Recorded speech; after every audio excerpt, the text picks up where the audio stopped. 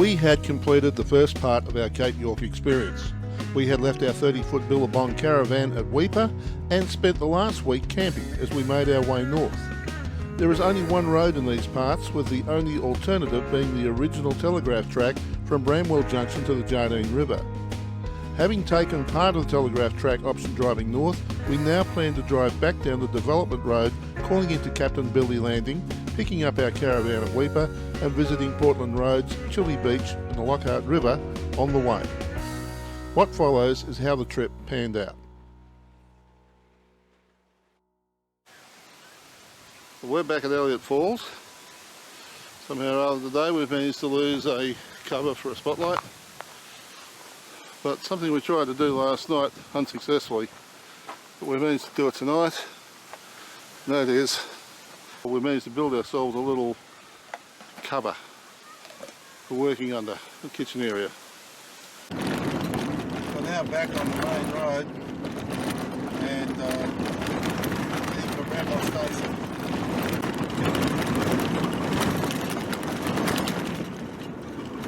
Not so long back we're on a piece of road that was nice and wide and new and smooth as most people know. And then all of a sudden that finished, so that roadway's been done. And we're on this.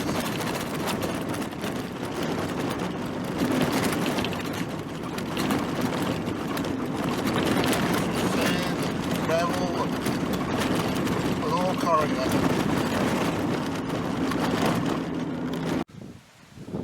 Just off the main road. I have no idea what's wrong with it.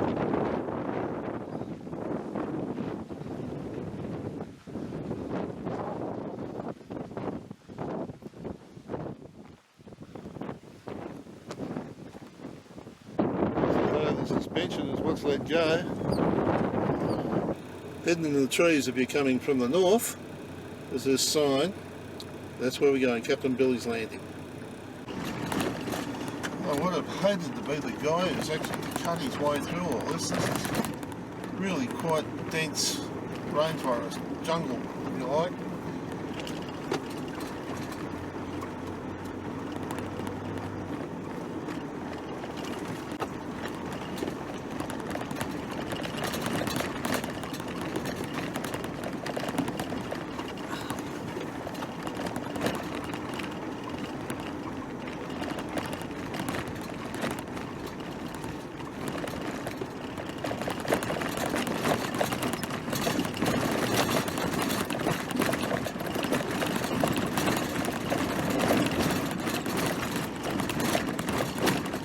Only about 8 or 9 kilometres in at this point in time, 30 in all.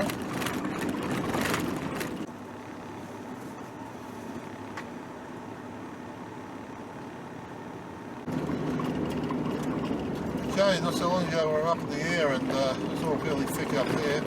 Now descended down that ridge and heading along the plateau on the bottom, and again the track is a little different, the foliage is a little different as well.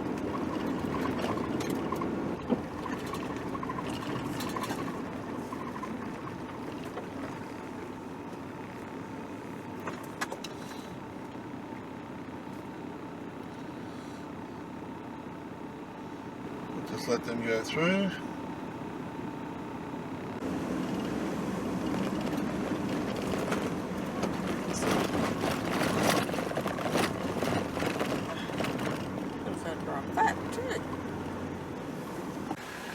That is something we just didn't expect to see.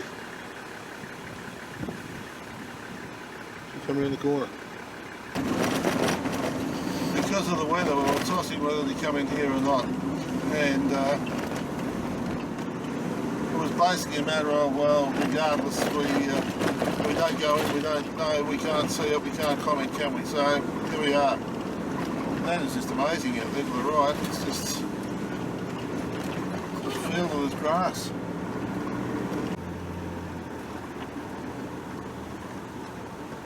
Swamp in there.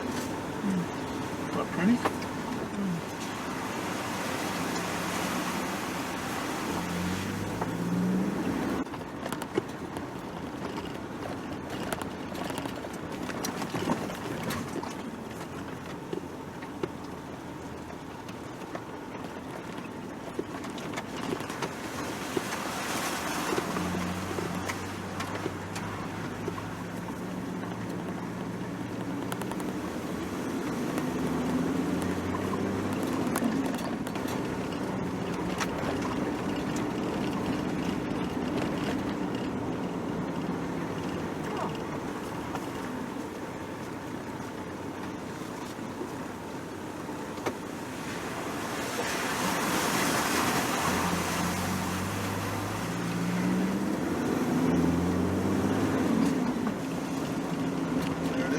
saw the ocean. Oh, here's a lookout. Wow. Wow. How's that?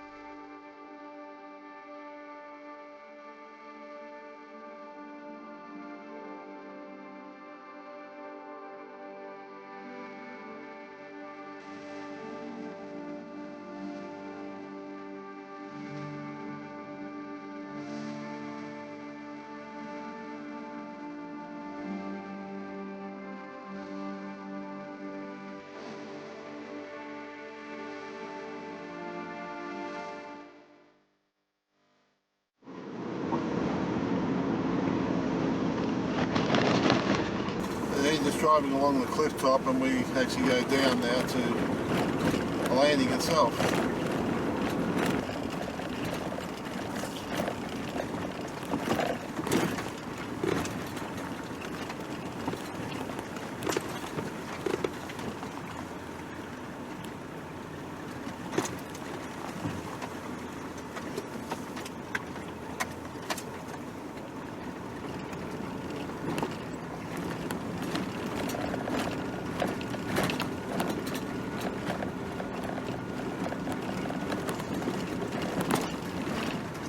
Even come down and mow it.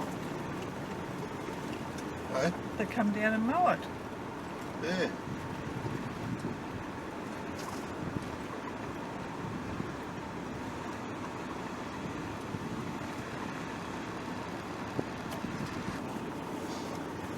And the usual warning, estuarine crocodiles inhabit this coastal area.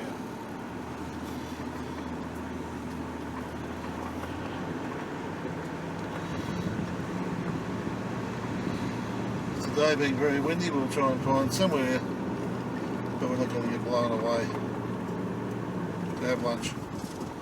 This looks like as good a spot as any.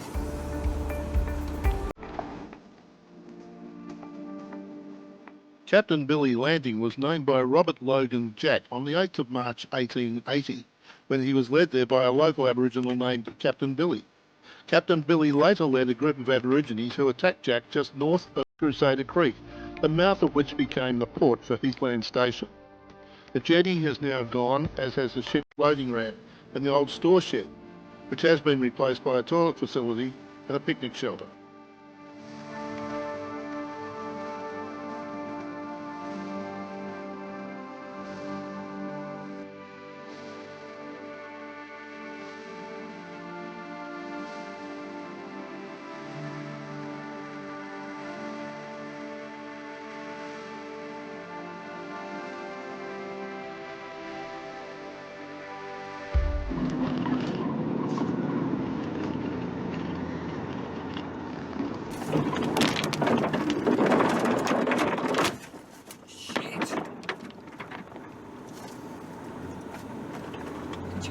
I bet you're dragging some behind you. Am I? Yep. Okay, it's going to...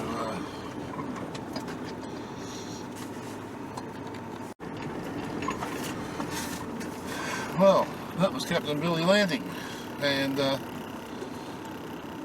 sign says that it's 30 kilometres. It's actually 28. We're now back on the main road again, and we're heading for Bramwell Station.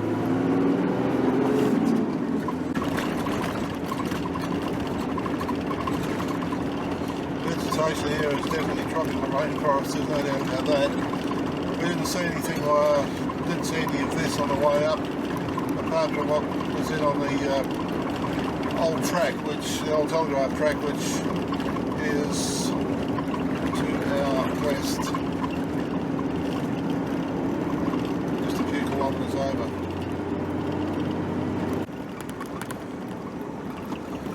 To the right hand side of us there is the road into the bypass, the gunshot bypass, and to the ranger station. Because we hadn't done any of this the other day, so This is where I was at the old track. Right opposite the roadhouse there's this little pile of termite mounds in a cleared paddock.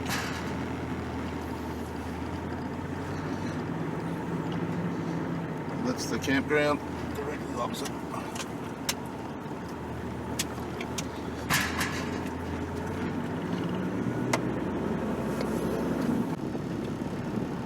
Directly ahead of us to the left is the Old Telegraph Track. Campgrounds are to the right, and the store is to our right again.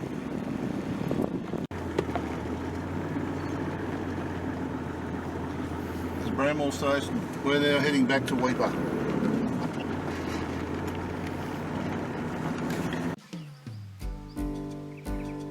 This is the Wenlock River.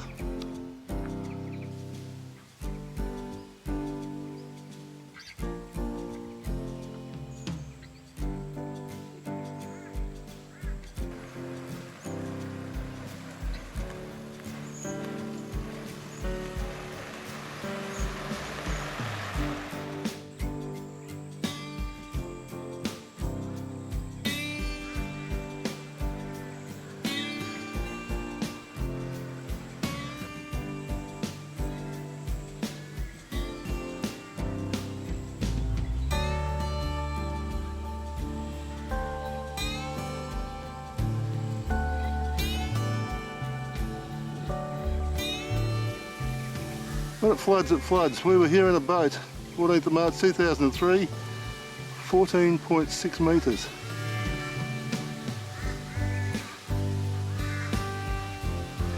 That's deep. Now there's our sign, it's still above me.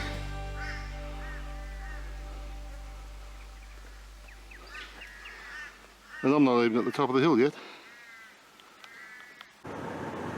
We're on Batavia Station and just come over the top of a rise, and that's the view ahead of us. Beautiful.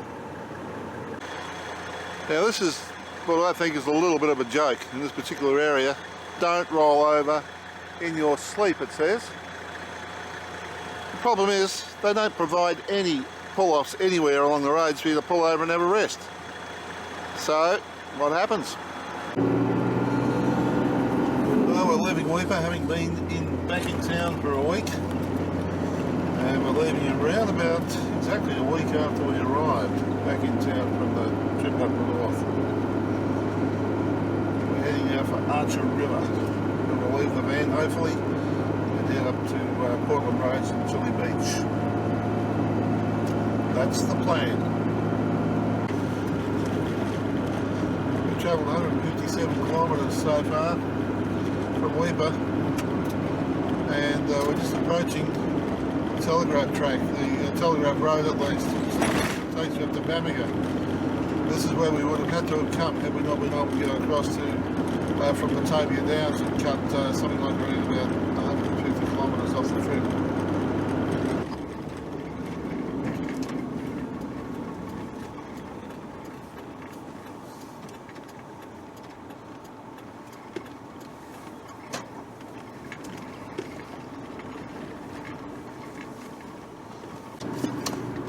Mt Carbine Roadhouse is 115 kilometres away up there.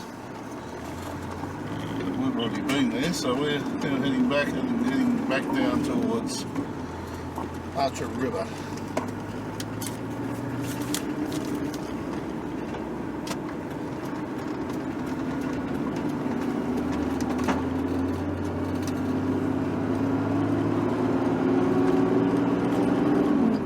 Wildlife Conservancy wildlife, like picking any planes. We're around about 45 kilometres north of Archer River, and to the left just here takes us out to Portland Roads, and that's where we're coming back to tomorrow hopefully, out through the Iron Range National Park and down the little Chilli River and Chilli, yeah. Chilli Beach and Lockhart River and Portland Roads. 200 metres away is the Archer River caravan park. These guys are going to park down on the river, which is great if it really rains because they'll probably drown.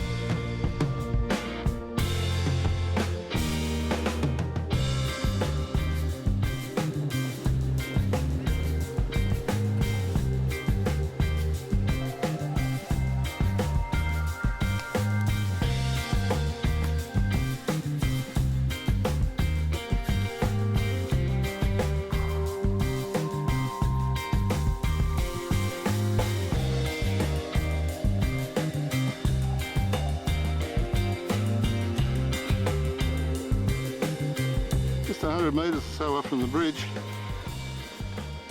is the Archer River campground, and that's it right up there, and that's where we're parked.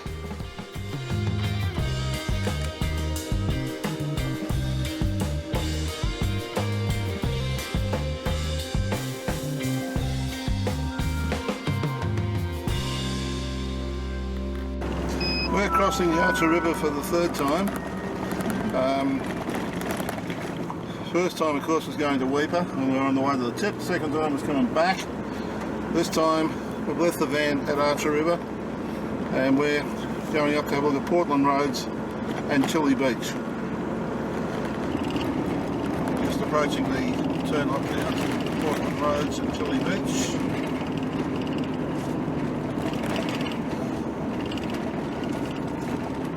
Airport and the island range itself.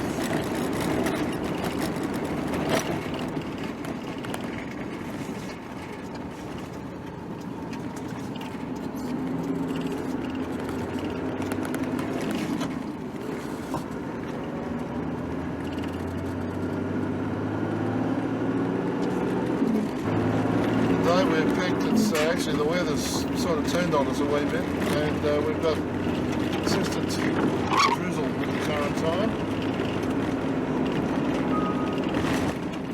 So we're approaching the Iron Range and a river we're going to go through.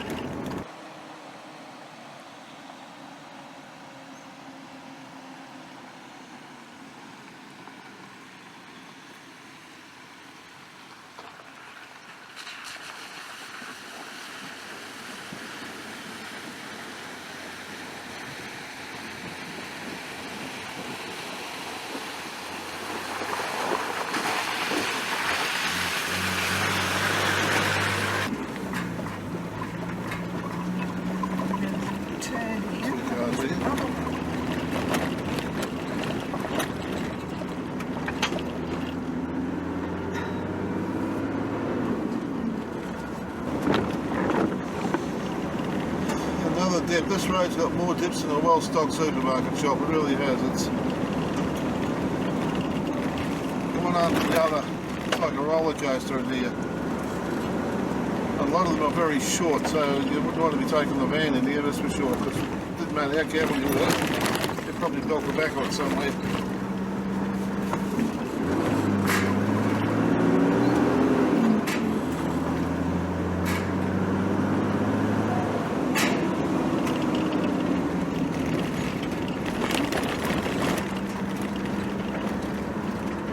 The wide angle on the camera really doesn't show you how deep and steep and all that sort of thing.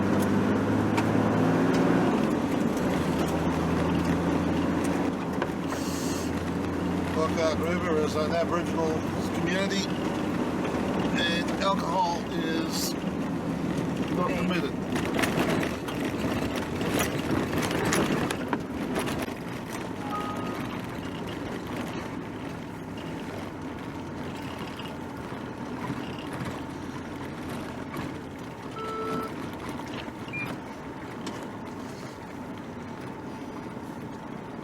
Can I take around you, buddy? Yeah, I told you they will come around, mate. How are you?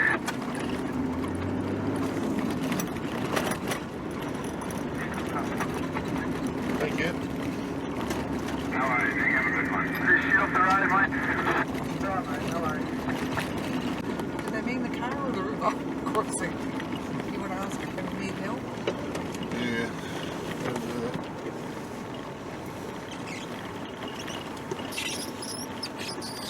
Hello. G'day, you guys, right?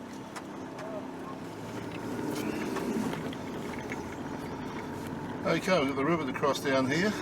Just gave the people on the side of the road there a can of WD-40. I started to pull the car apart and I thought it'd probably take the best part of half a day to get that sorted, so we'll let them have the can of stuff and we'll just keep moving.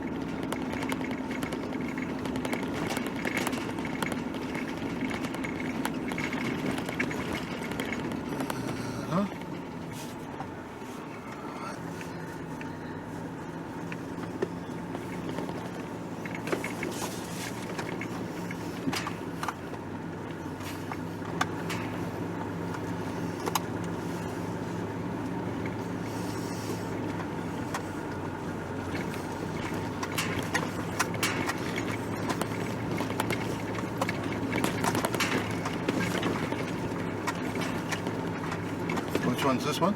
Pasco, I asked him. Oh, right, okay. Yeah, too good to boogie, go up fairly quickly, yeah. If it was If deeper. it was deeper, yeah, that's for sure.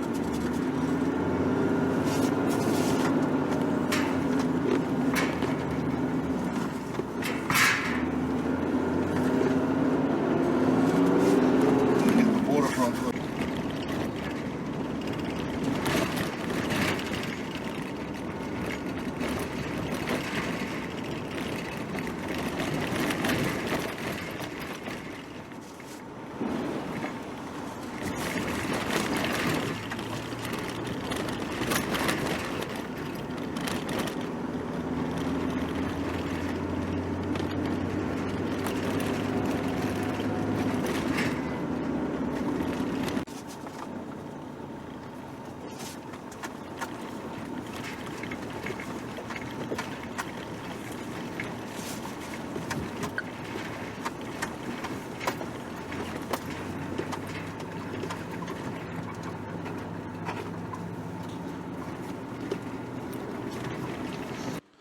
A mountain of high-grade iron ore near the Iron Range airstrip is responsible for the name of the range of hills known as the Iron Range.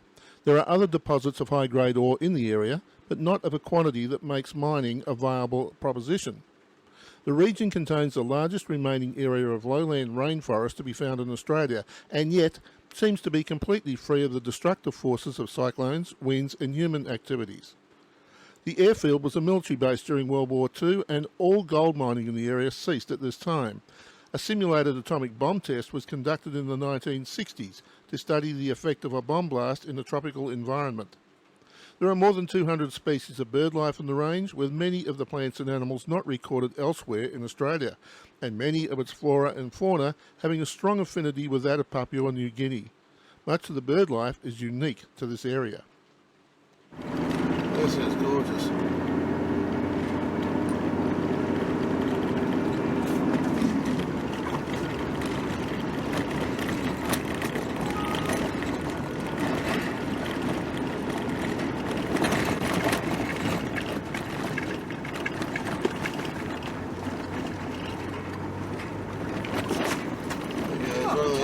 nice.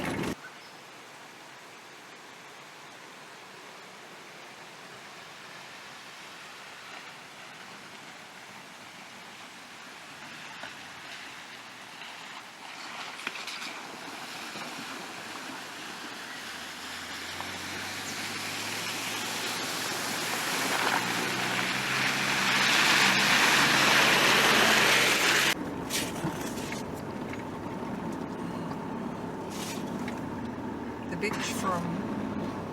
Yeah. I don't know.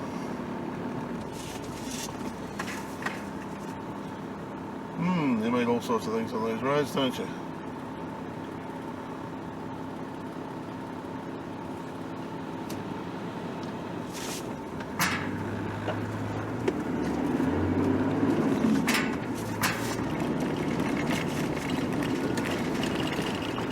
West Claudia River. We had the sign.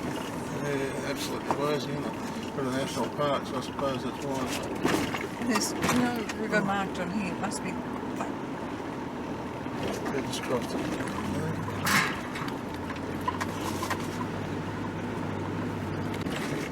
And now all of a sudden we're out in open country again, almost by comparison.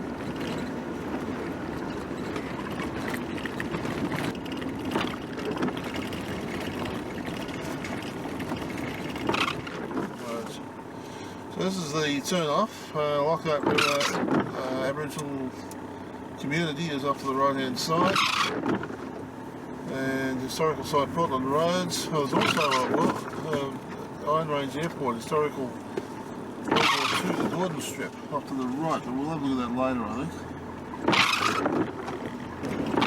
I'm starting to get a little used to this type of road. This is the type of road that took us up to the tip.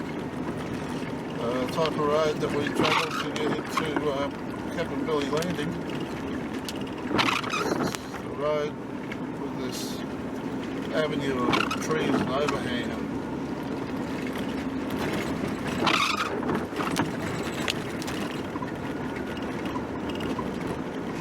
The turn up to Chilli Beach is just ahead of us. We're going to go in there and have a look and see what's available camping spot wise.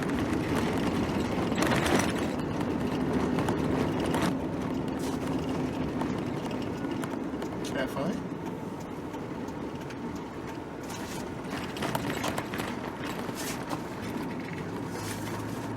That sounds interesting.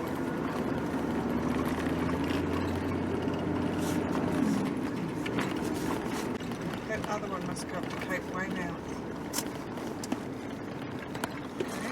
Right, Chilli Beach. Back into the park.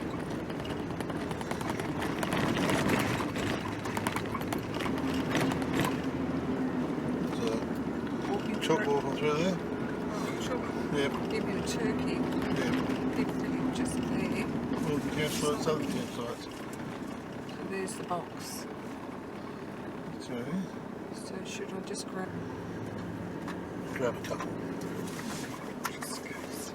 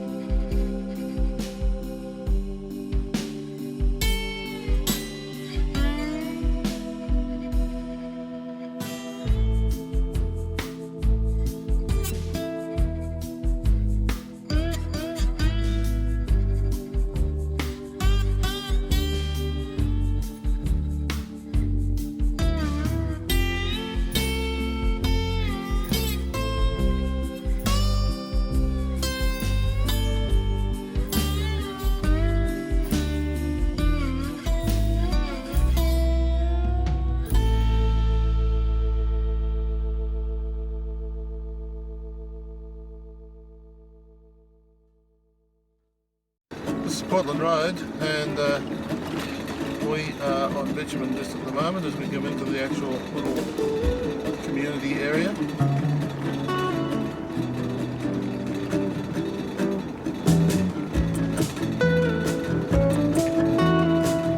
This area has wartime history, I believe.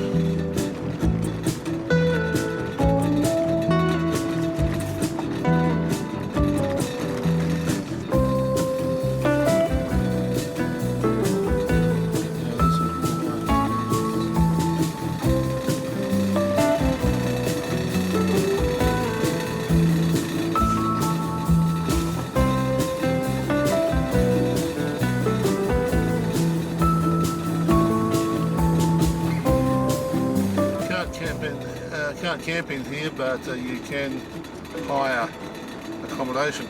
We're in the water.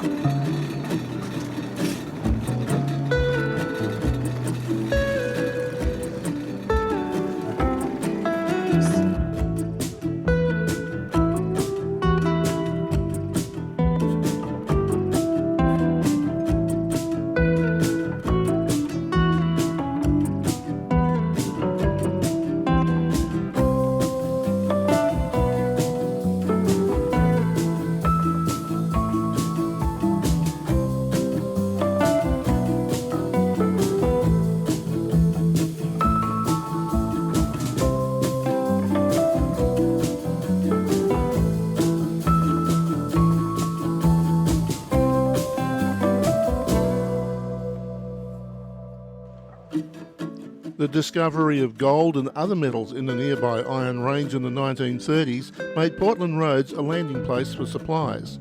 Everything had to be manhandled and floated ashore, including a truck, before a jetty was finally constructed in 1938. An access road had been built 2 years earlier between Portland Roads and the Iron Range. When Japan entered World War II, the airstrip was built and gun emplacements constructed on the headland.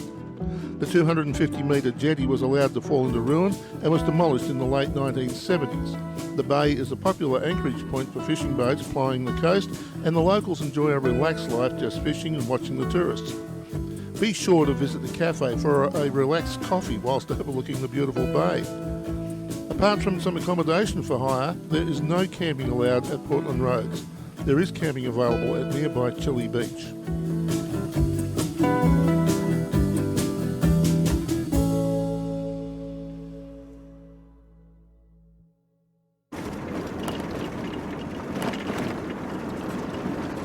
And the World War II Gordon airstrip is down this way towards Lockhart River, so we're going to go and have a look and see what we can find.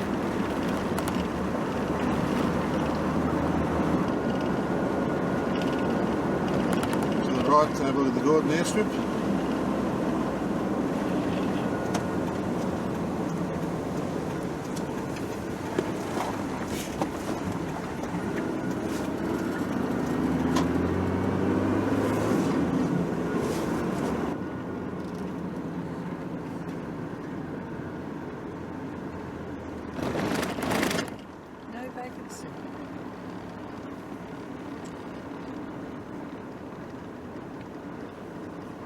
The aircraft guns.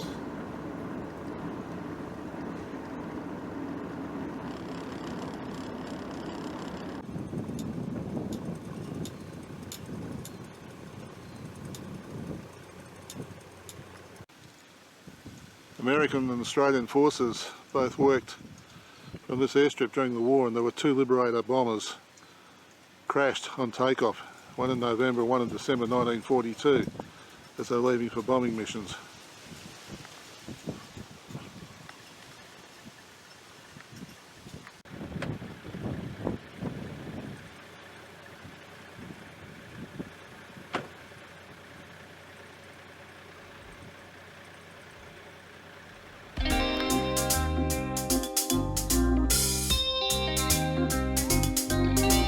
The community at Lockhart River was set up as a mission in 1934 when Aboriginals from all over Cape York were resettled there. The mission soon became a centre for the sandalwood trade. With the onset of World War II, most of the whites left and the Indigenous people were either sent to Palm Island or went bush. In 1947, the mission was re-established and handed over to the government in 1964.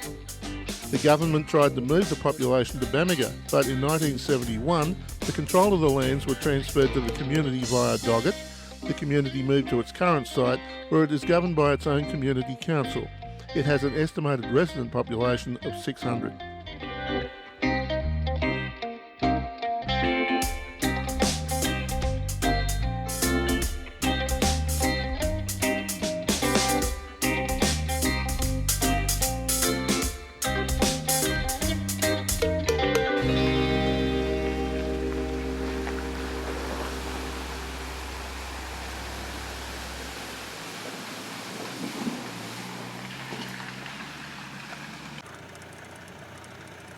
Time for a lunch stop on the road.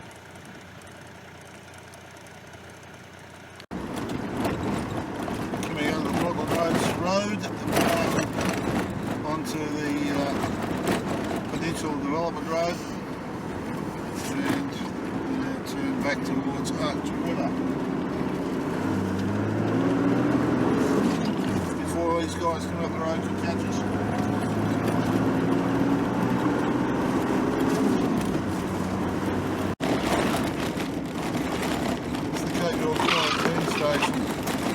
Outside of Cohen.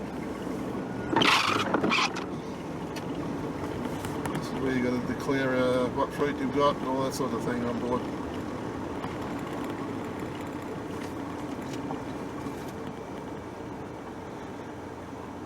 You got through those bananas here.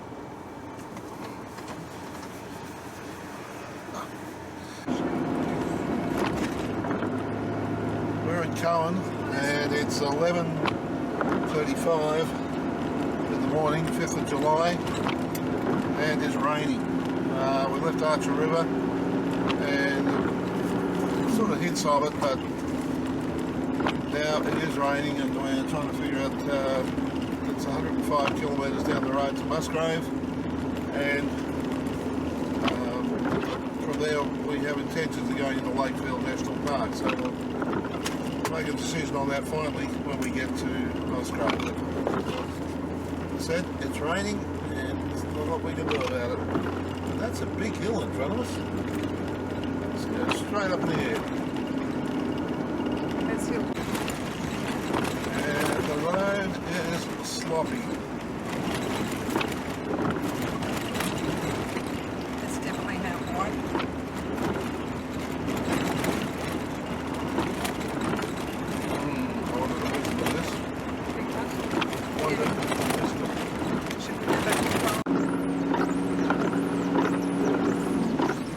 Going the other way and he's telling us that the worst bit, this is the worst bit at the moment apparently, and it gets better just a little bit further down the road, but you can see how much further down the road. Apparently it's been raining since the other side of Musgrave, so we've got a nice wet slow journey ahead of us, I think.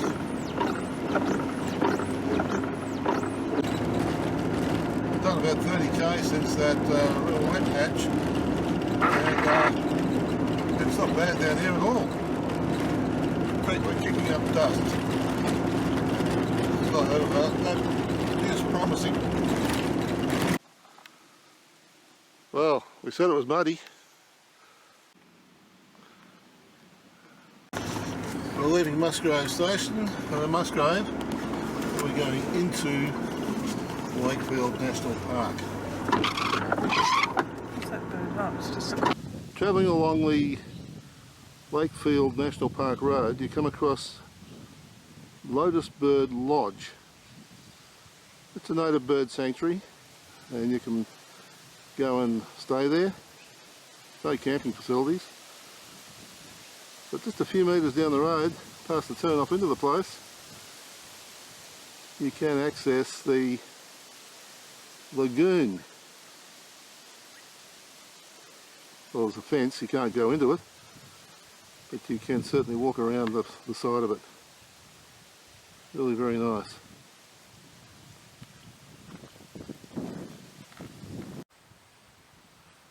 The cabins sit around the edge of the lagoon.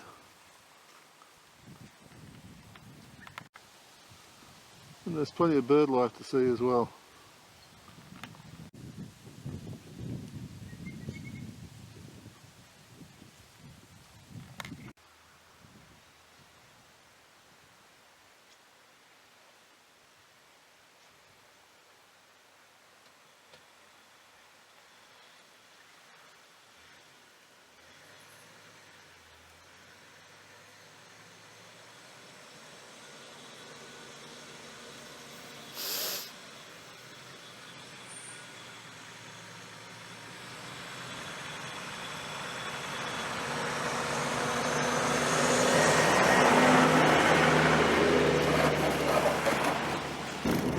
bifold plane, and it's just anthills everywhere, absolutely everywhere.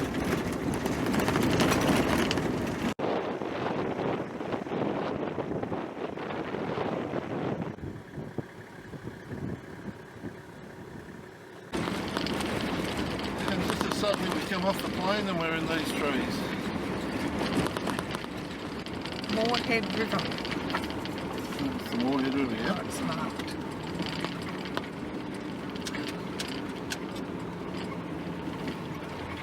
Oh, yeah. Bit of water at least. Yeah.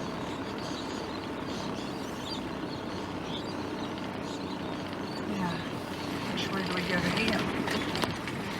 How deep is that?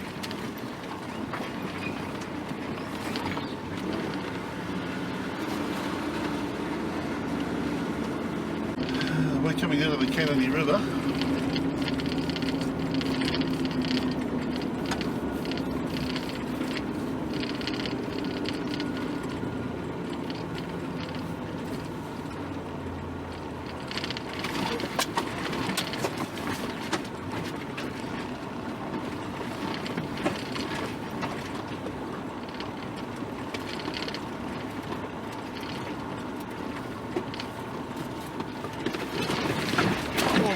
Shit!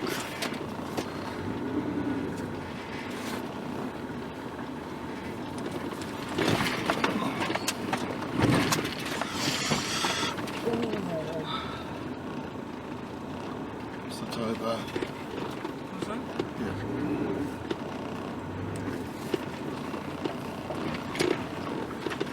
I don't know who told us we could bring a van through here. It was more than one person. That's alright. Just have to work your way through, that's all.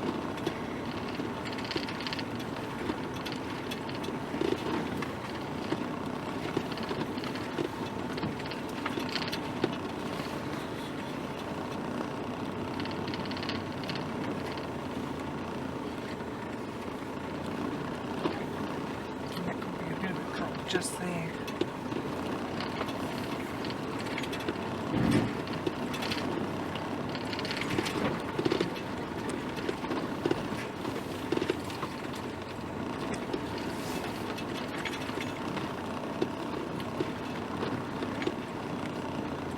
Jump out with the camera and I'll race back and we'll do it again. Oh, No, we're not going to do it again, don't be silly.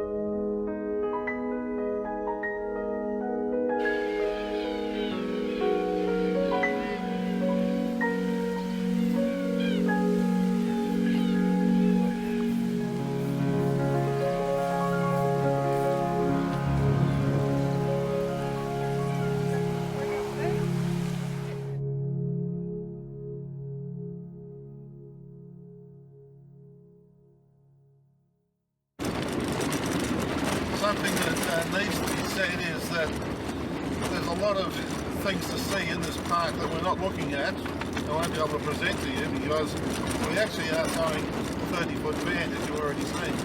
And a lot of the tracks are tracks. We have no idea what's at the other end. And also, despite the fact that people told us this road is quite suitable for towing a van through, and it's not bad, it is extremely corrugated in some places at this point in time. Next season could be totally different, of course.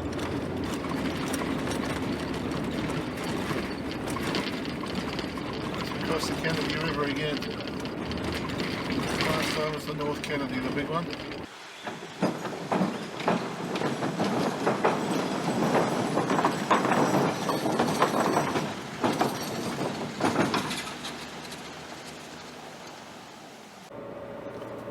Okay, the road, we took a left-hand turn. This is the old Laura homestead just here. Cooktown, 110 kilometres to the right. By the Battle Camp Road, that's where we're heading. I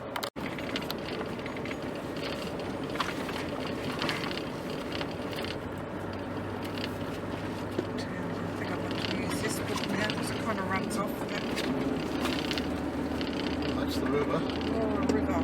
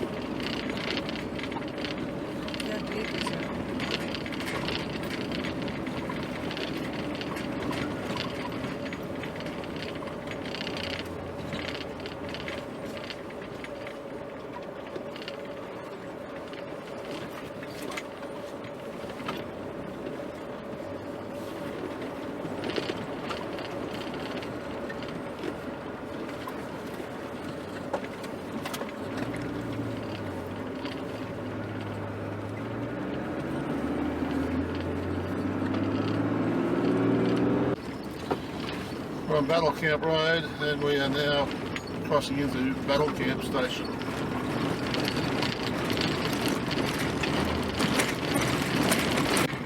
Come over the top of a hill and that's the countryside we see ahead of us. Beautiful.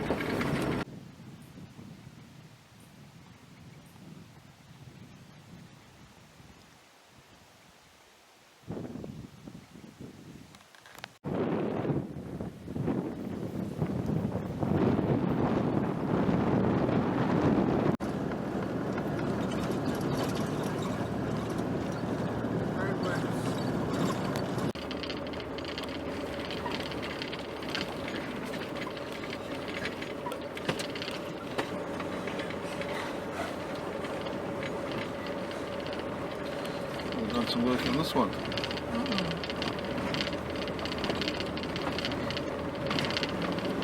According to the book, it's sandy here, but this has obviously been put in since.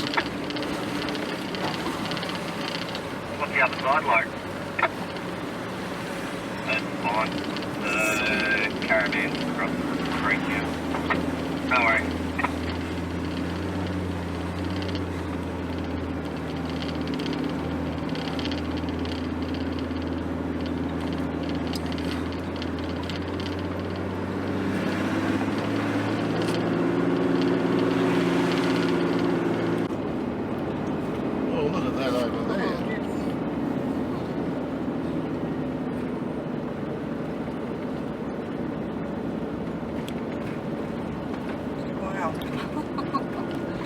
Not a place for stopping or walking. Road coming back down the bottom there. Gee whiz, fantastic, eh? Yeah. Absolutely beautiful.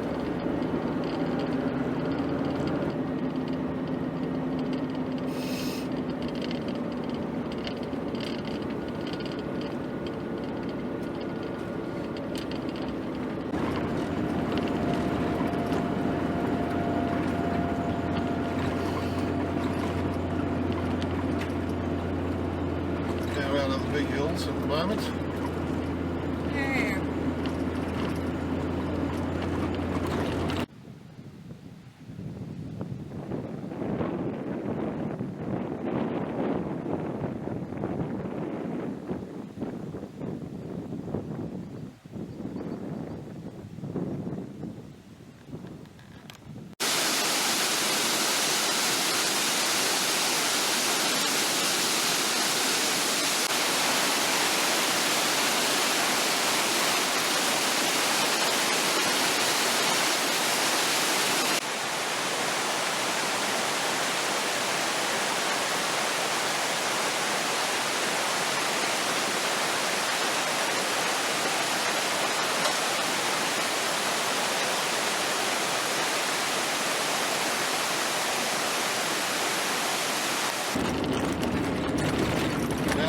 along Cooktown Road. Nice little view ahead of us, some nice paddocks by the side.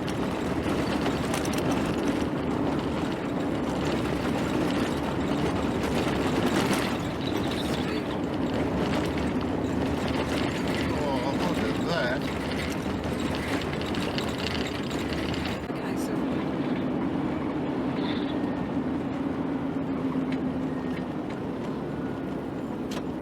Let's have a little bo peep here on the right hand side, and there are 10 Brits and Kia campers, vehicles all come into town together, all lined up.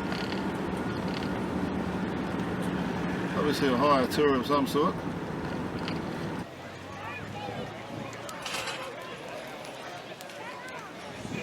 It's the Cooktown Festival, Discovery Festival. And they've got some soapbox racing happening.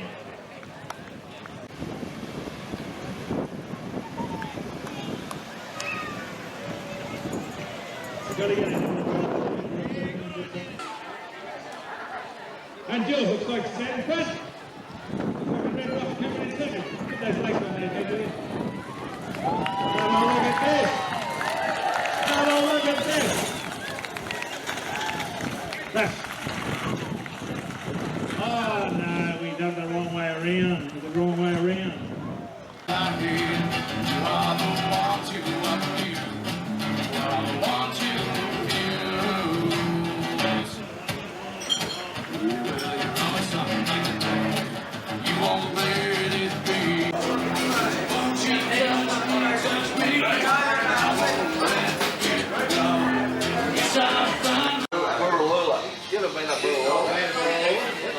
I went in the cop shop to go and find out what the road was like. Anyone here? I walked in.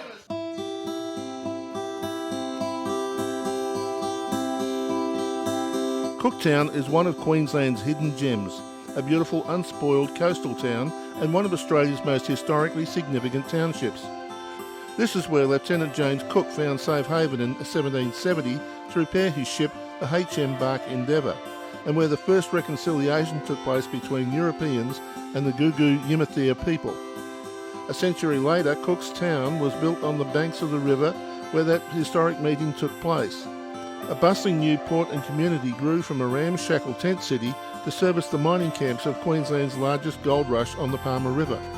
The gold soon disappeared, but Cooktown hung on, surviving economic decline and 2 devastating cyclones to emerge as one of tropical North Queensland's best-kept secrets. Today, Cooktown has a population of 2,000, and the town is growing again as word spreads of its beautiful location and the friendliness of its people. With the completion of the Mulligan Highway in 2006, the town is now easily accessible by road and air, yet its remote location, stunning landscapes and laid-back lifestyle give it a distinctly frontier feel, the very essence of Australia.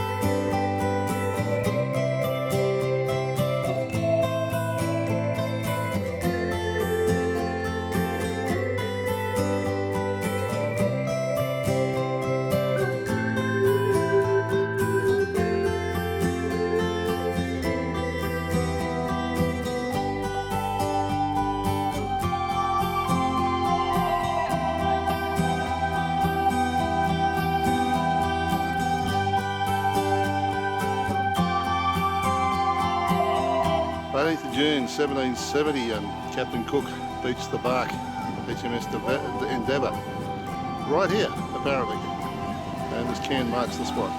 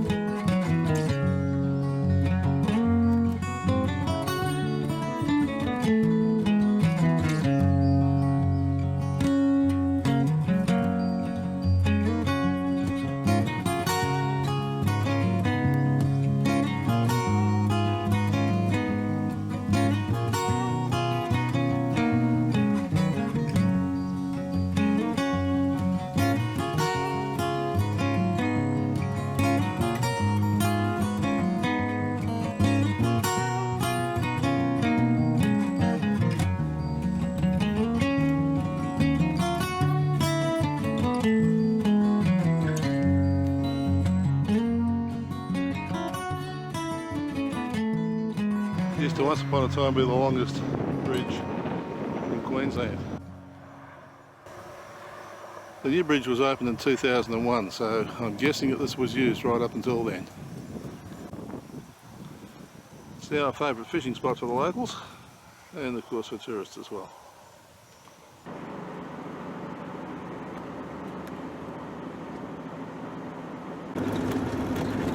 Monday morning, 14th of June, and we camped just a couple of kilometres back, about 3 kilometres back on the main road.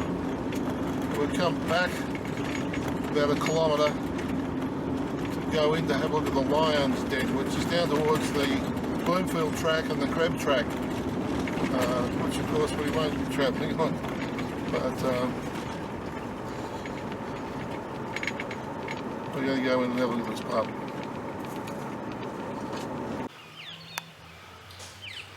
It's the last stop, we're heading down the Bloomfield track.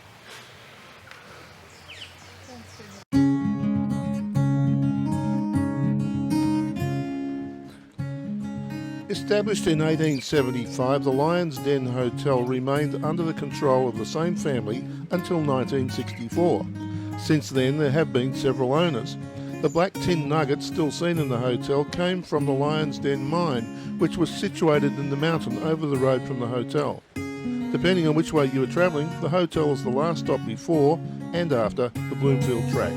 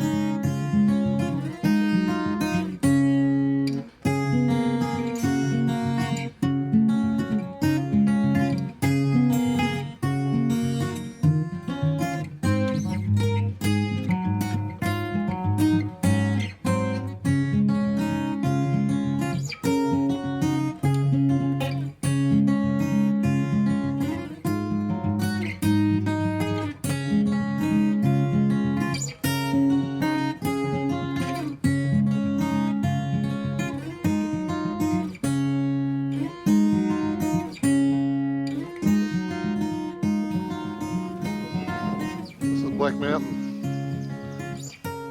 There's all sorts of stories abound about the mountain. I reckon that, well, there are stories, although nothing locally, to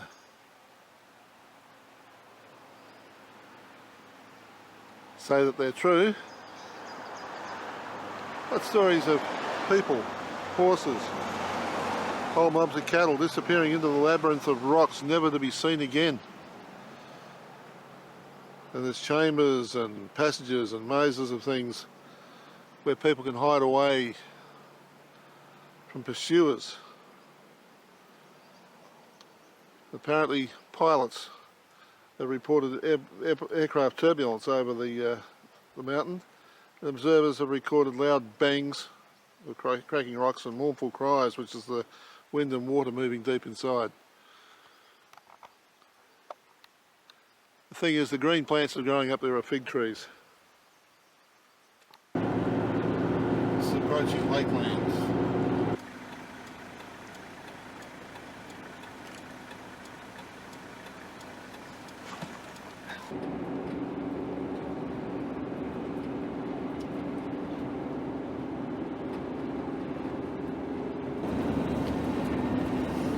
This is where bed lookout will reduce the I can't look.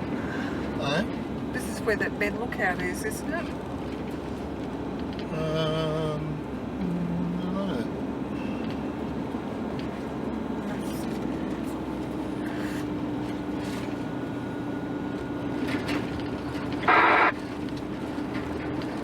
Yeah, look out, 100 metres ahead there. Yeah, you're right. Am I stopping in or? No, we'll keep going. The cars there.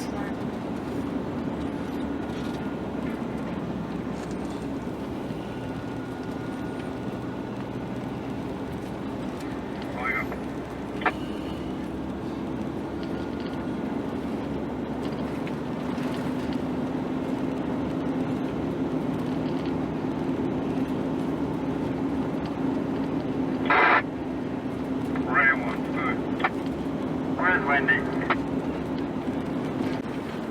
Mt Carbine.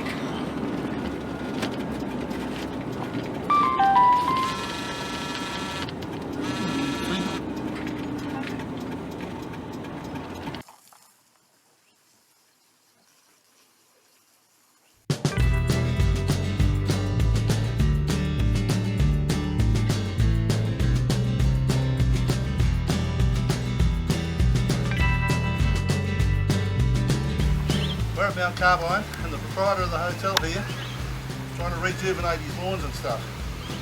Seeing as how we had half the road from Cohen, we thought we'd suggest that maybe we top dressed his lawn for him, so that's what we've been doing. And the car, the van, she's a clean. Ish.